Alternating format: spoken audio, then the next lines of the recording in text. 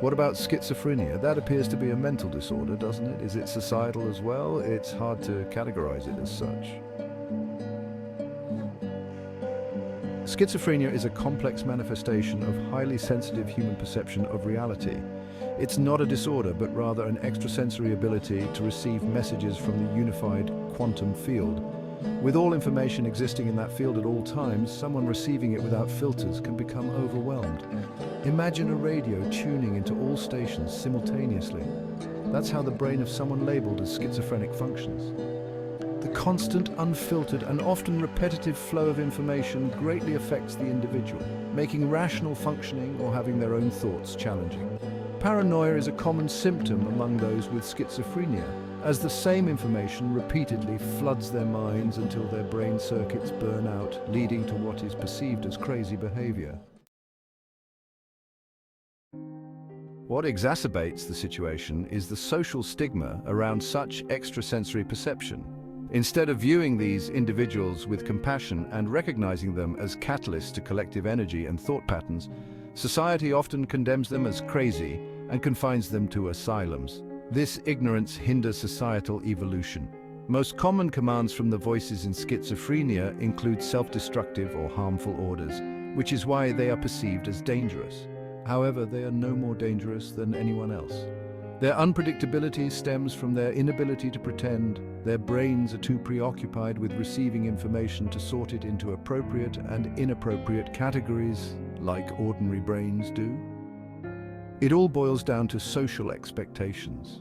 If everyone was schizophrenic, the standard of normalcy would shift dramatically, and those currently deemed normal might be the ones marginalized. Why do their brains become attuned to all the information? What causes them to function like that? Trauma is the most common cause of schizophrenia. By trauma, I mean a difficult experience, either in the individual's lifetime or inherited from a predecessor. There's a belief that schizophrenia runs in families, as do sensitivity and psychic abilities. Let's understand how human DNA acts as a storage mechanism. It transmits not only physical traits like hair color or body shape, but also other properties, including skills and predispositions developed in one generation and passed to the next. Even without considering soul family energy, this generational link can strongly influence certain traits. Schizophrenia, typically an inactive gene in modern DNA, only gets activated due to individual experiences such as trauma. A crucial factor in activated schizophrenia is a blocked or unconscious traumatic experience, which the individual has no conscious recollection of. This could be an event from early childhood before the brain's development for processing events, or a traumatic experience that was too overwhelming, leading to dissociation.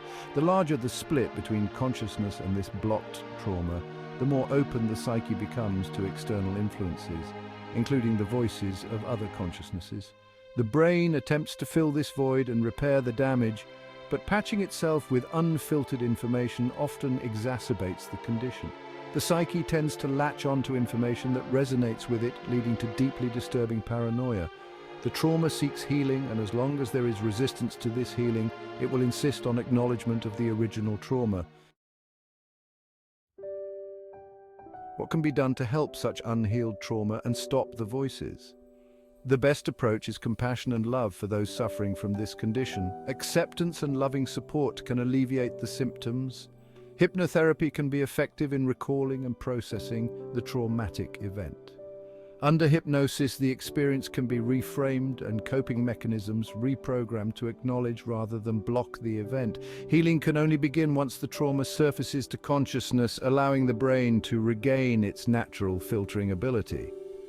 Each person has their own healthy range of receptivity, which contributes to a functional motivational mechanism in the brain, particularly in the prefrontal cortex.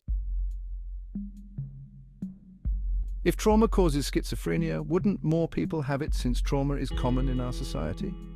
Yes, there are likely many more people with schizophrenia in modern society than assumed, largely due to social stigma which discourages admitting to the condition. Many suffer in silence, living with unhealed trauma and being overwhelmed by disturbing information. It's a significant global problem.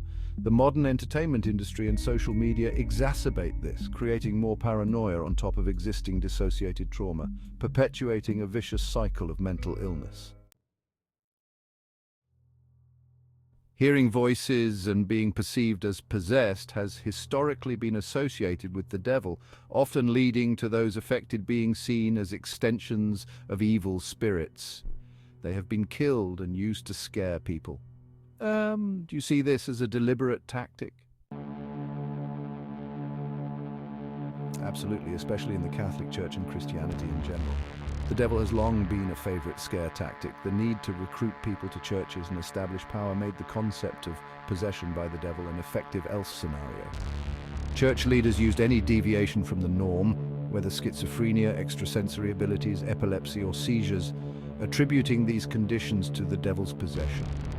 Only the Holy Church, with its Holy Spirit and power of light, could perform miracles of healing and exorcism. When miracles failed, victims were often killed in the name of God, sacrificed in a so-called holy fight against demonic possession.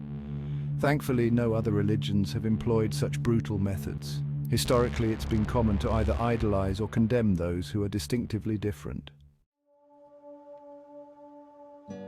Please like the video and subscribe to the channel if what we revealed resonates with you.